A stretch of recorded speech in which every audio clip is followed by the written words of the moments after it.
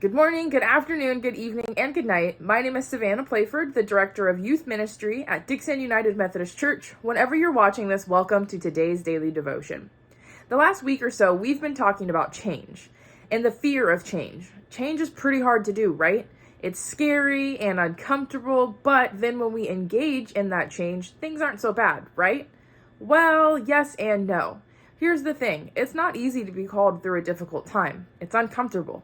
But have you noticed how in the Bible, God calls some of his greatest warriors to go through difficult situations? For example, like Abraham, he had to leave his entire home and wander around with strangers. Moses had to stand up to the most powerful leader, and Daniel was tossed into a den of lions. These are all very difficult situations, and they had to change because of it. There are so many stories about people going through uncomfortable situations or times of change.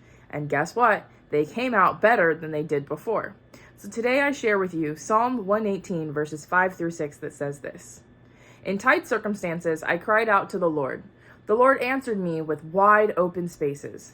The Lord is for me. I won't be afraid. What can anyone do to me? The first few verses here discuss something that's so interesting. The verses discuss how we call out to the Lord and he answers us with open arms. That is so powerful. Do you remember when the early Christians didn't have free access to God?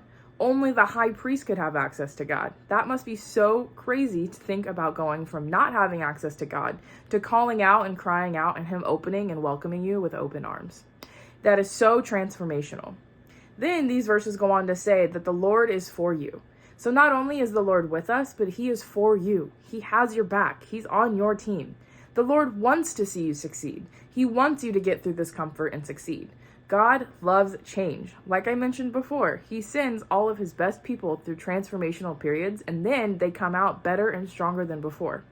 And lastly, this verse says, and if God is for us, who can stand against us? How true is that? God knows exactly what's going to happen, when it's going to happen, and what the outcome will be. If God is on our side and he is for us, he's always going to have our best intentions in mind. So as you go about your day, think about all of the changes that we are going through and remind yourself that God is for you. And if he is for you, then who can stand against you?